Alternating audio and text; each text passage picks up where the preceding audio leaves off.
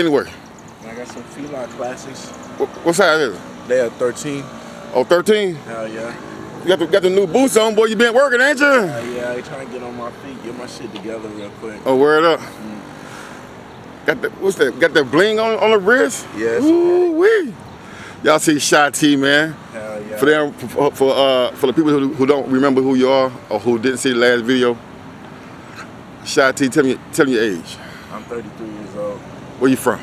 I'm from Chicago, Illinois. From 16th and Lawndale. Yeah. How long you been in North Carolina? I've been back and forth my whole life. The whole life? A lot of people don't know what. Matter of fact, this is really our second video. YouTube had something to say about the last video, but you know it is what it is. We're gonna redo it right now. You was turned that day, man. I was so up. You was turned, hey bro. You was turned, but man. If that was somewhere that could be released, that was a good one. Though. It would have been a good one, but you might have been a little bit too turned. You hear me? I was so up. Yeah. What that say on your hat right there?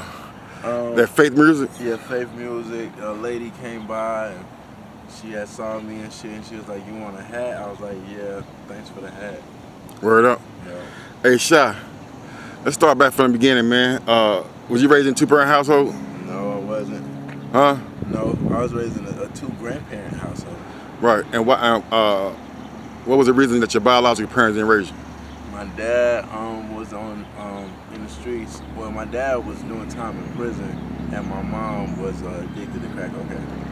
Right. So your mom did what was in best interest of you and let your grandparents raise you.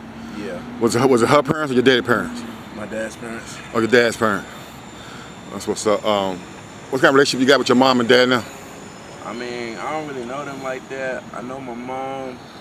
I don't really know my dad like that, but I still love him, and I love my mom too. When I became an adult, I felt like I couldn't blame them for nothing else going on because it's on me now. But I love them, and right. I hope they love me. Right, I get that, bro. You finished high school? Yes. You did? Yeah. Right. Let's talk about your party. How old were you when you first started dabbing with the streets? I was like 13, 14, around that time. Started smoking weed with my cousin Bam Bam. Word up. You drink alcohol, smoke cigarettes? Yep. I don't drink a lot of alcohol. That's about back then, when you were 13. Nah, hell nah. I ain't even drink at all. So you started smoking weed before you did anything? My first thing was Blackie Miles. And then weed? Then weed. Okay. So, how old were you when your drug addiction led to something more serious than weed? I was 25. The mother of my children, aka baby mama, she had left us, and I was frustrated trying to jump in something I ain't had no business, and ended up trying something I shouldn't have tried. And you say left us. Who should leave? You and the kids? Yeah. So you raising your kid by yourself? Yeah. You still raising your kids now? Yes, I am. You still got custody of your kids? Yes, I do. That's good, man. That's and good. My son's birthday party, well, his birthday was the 24th, but his birthday party, which was yesterday, went great. Oh, yeah? Yep. Little Shy T, right? Little Shy T. Little Shy T, right? Shy T Jr. Yeah, man. Respect, man. Happy birthday, Little Shy. So when your baby mom left you, did she ever come back? Yeah, she came back and then got pregnant with my daughter, and then she left again. Okay. So you, I don't know what that was about. So when she had your daughter, you took custody of her too, and she left again? Yeah, because my daughter had got bad off sick, and I had to go to I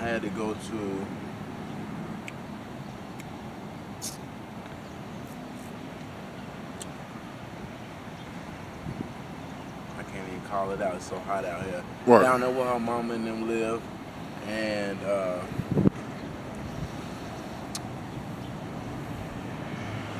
Greenville. Yeah, 252? No, what's it called? I'm so damn hot I can't even call it out, dog. Yeah, but down about Rocky Mountain and all that shit. Yeah, way down the country.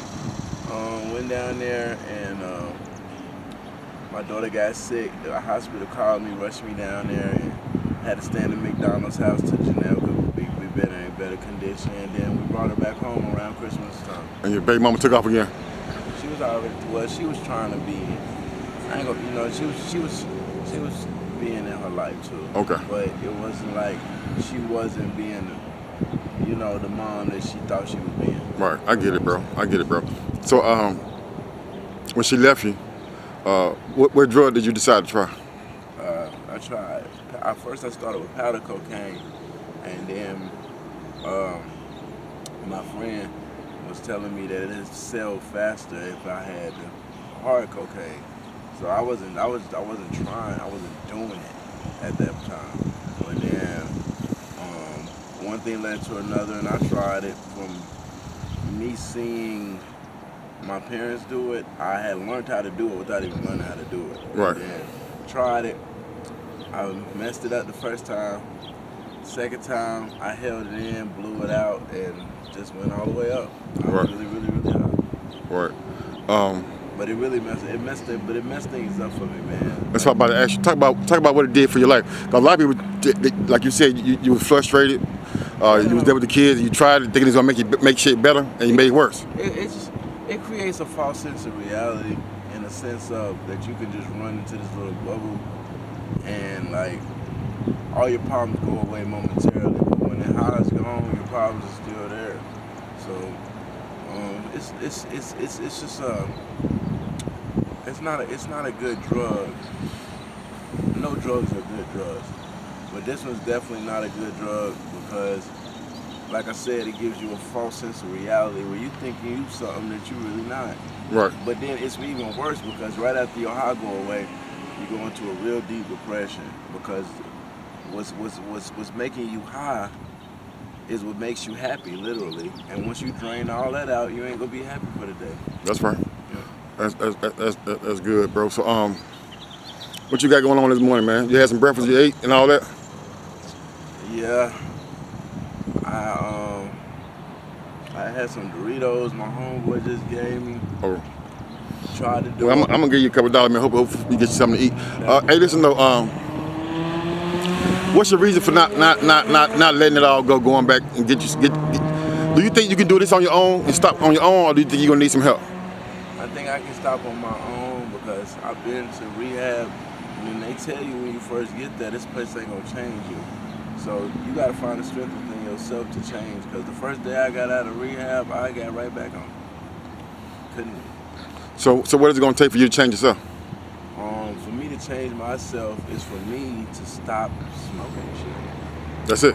It's plain and simple. It's pretty simple. It ain't even that complicated. Like, just stop smoking it. And now it's a spiritual thing also, because it's something that I guess smokers know. Like, you keep saying all day you're not going to, and then as soon as you get close to where it's at, you get like a tingly rush all in your body. You be like, man, I'm about to go get straight.